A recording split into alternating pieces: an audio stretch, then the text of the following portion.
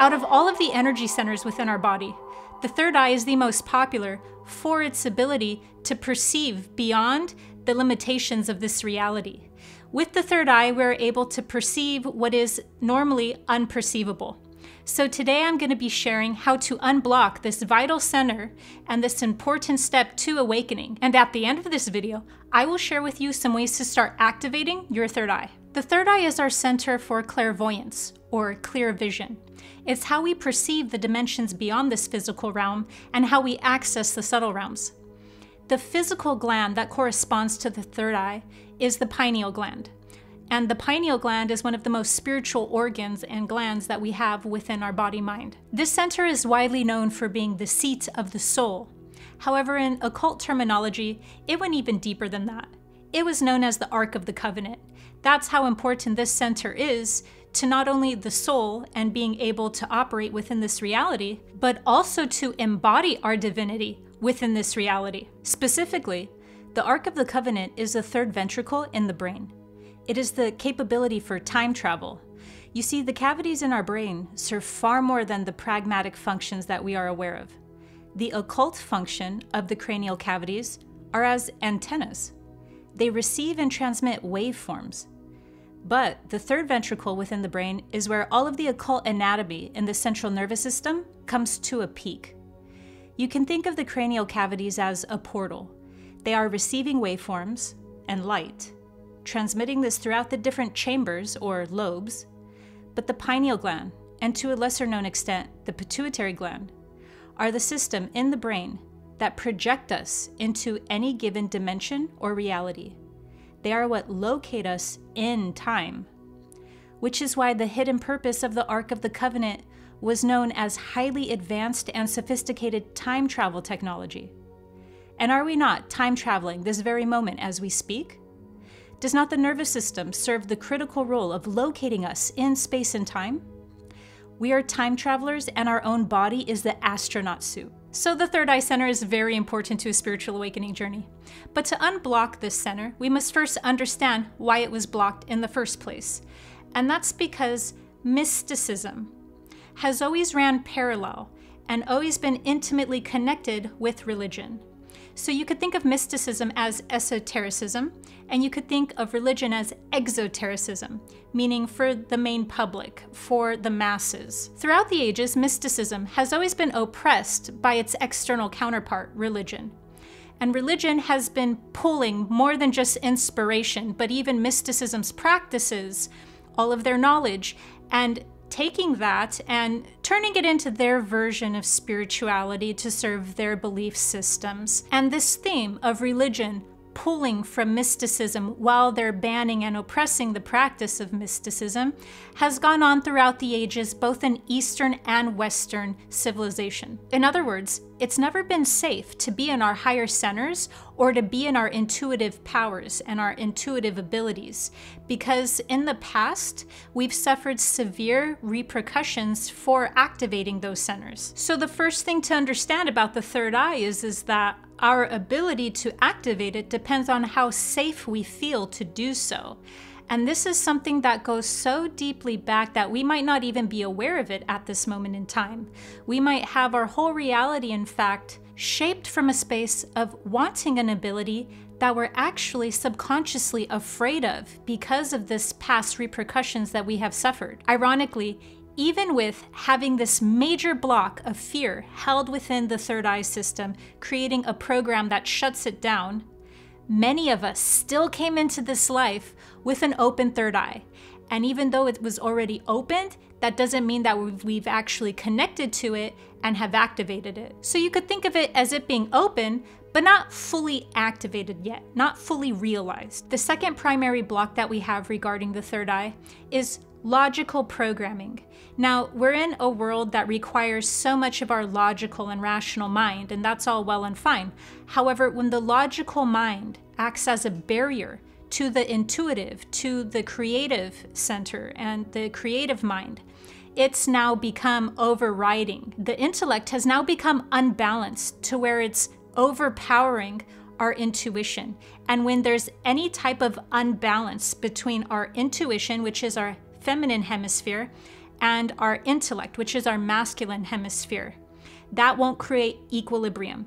And the third eye, the pineal gland, is activated through the equilibrium of these two hemispheres. So if we are unbalanced where our intuition is overpowering our logical mind, or if our intellect is overpowering our intuition, either way we are unbalanced, we're not going to be able to create equilibrium that will allow this center to open.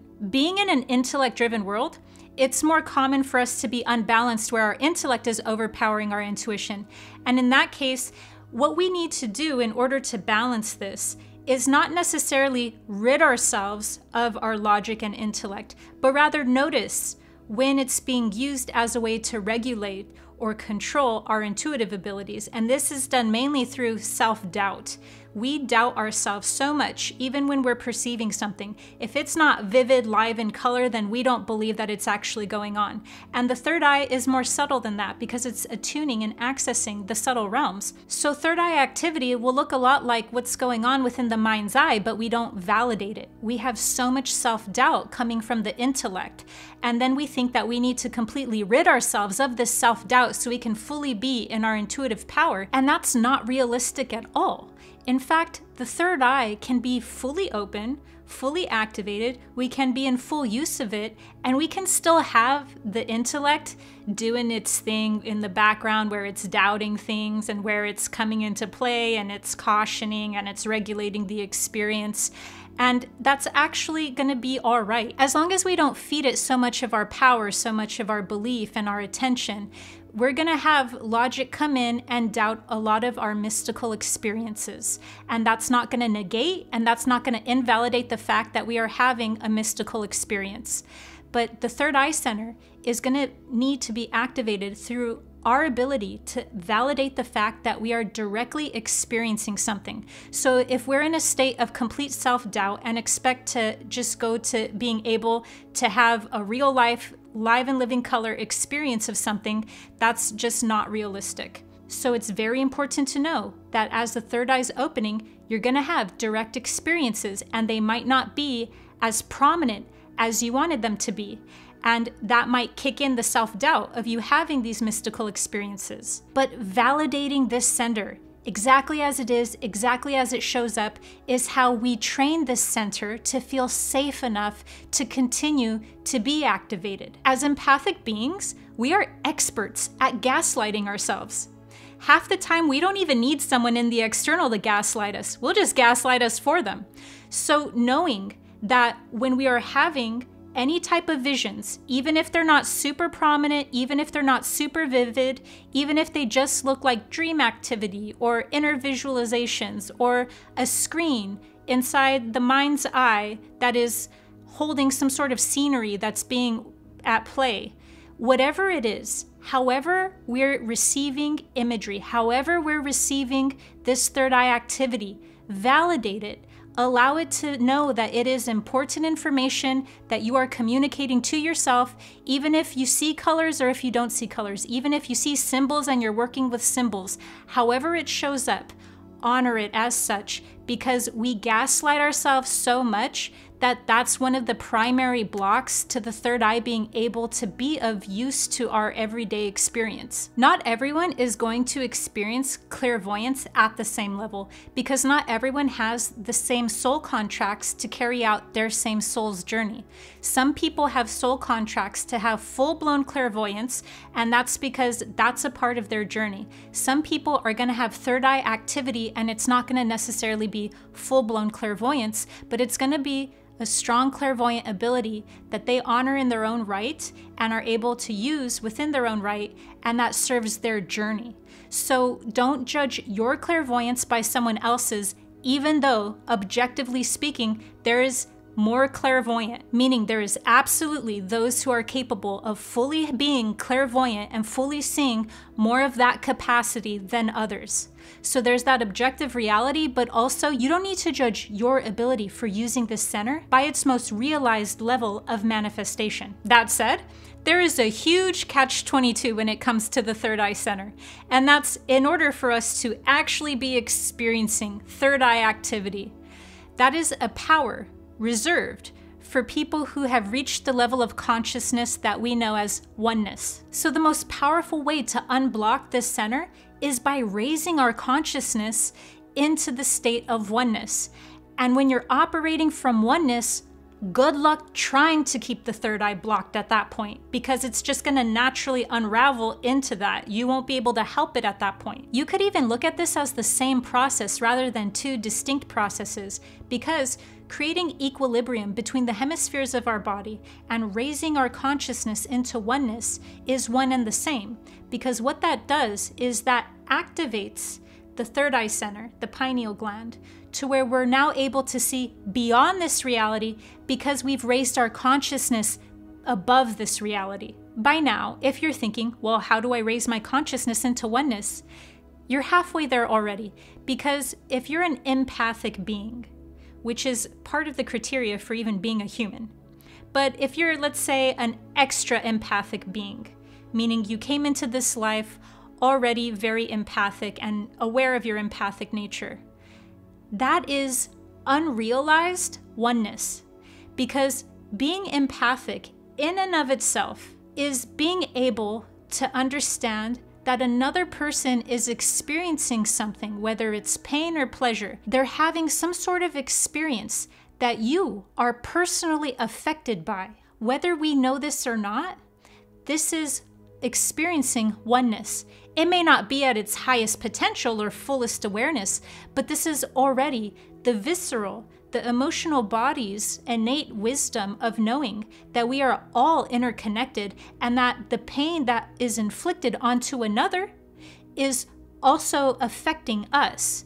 Being connected in this way is knowing, even if it's at a subconscious level, that we are all one.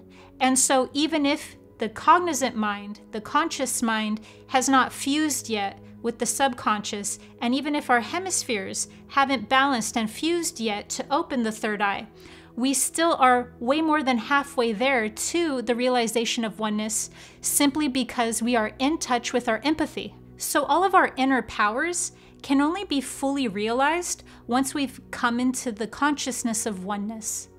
Before that, we are doing things, but there's some sort of energy exchange that comes to it, meaning there's some sort of sacrifice that comes to it. That's why you see that people who have no empathic connection at all can still have marvelous powers, and it's because it's coming from an energy exchange. It's coming from some sort of swapping, even bargaining, whether it's with natural forces of nature. It's not coming from the person's own godhood. It's not coming from their inner power, because they're not operating from that enlightened state. You can have powers, but none of it's operating from that higher plane of consciousness, and because of that, there's going to be some sort of energy exchange. The good news is the energies on Earth during the spirit of this age are all super potent and super supportive of raising our consciousness into these higher consciousness states of oneness and enlightenment. People are awakening into these states left and right. What would have taken over 100 years ago a person to have a whole lifetime of accumulative meditative practices to attain can now be attained by somebody having an epiphany while drinking some MCT coffee. Because this isn't our first rodeo on Earth, we're not starting from scratch. We have an accumulation of momentum over lifetimes of skills, of energies, of practices that we have accumulated. So when we come into this life, we're not coming into this life needing to learn things from square one. The energies in this time frame are reflecting to us the momentum that we've already come into this life with. On top of the fear that the third eye center holds in the form of cellular memory, is also a belief system that's become a program within this center. And that is one that's operating under the belief that it has been abandoned from the light. So abandonment of the light is a very strong theme to be aware of in order to activate this center. Because when we have experienced very high levels of persecution to the point that we have shut off our higher centers because of the fear of those repercussions, we have also developed the belief system that we have been abandoned. How could torture, How could betrayal, how could all of these very severe repercussions happen if we were supported by a higher power or supported by the light? So we naturally come to a belief system that's stored within our cellular memory, that we have been abandoned by the light. One of the ways that we can start healing this belief system that's blocking our third eye from fully opening is by shifting the perception to start regarding us as the light. What if we are the light and we came into physical experiences over time to drop, to anchor in more light, more information, more divinity into an experience, knowing beforehand that we were entering into certain themes and to certain experiences in order to anchor in more light? So what if we change the tables to where the light actually needs our help and we weren't not being supported by the light? Instead, we were assisting the light in being anchored into this reality. We sometimes think life, the light, creation, doesn't need anything from us, but that we are helpless and we need everything from it. This is a very innocent misstep, and it's the byproduct of being in a state of spiritual amnesia. When we're in spiritual amnesia, we believe that we are not powerful and therefore cannot help the light. Rather, we just think we are dependent on the light. This is a universal theme, but even if we don't relate to it in the form of us being abandoned by the light, having the fear of opening this center because we weren't supported in some metaphysical, existential way is crucial to become aware of as we're allowing ourselves the environment, creating the environment to make this center safe enough to open.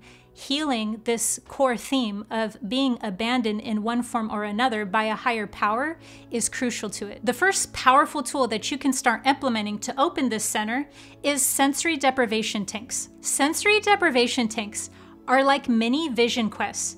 They're the perfect environment for the third eye activity to be exercised and to be activated in. They encourage and enhance the center by putting the rest of the senses at rest. The second tool to start unblocking and activating the third eye is by using the energy center in the palm of your hand.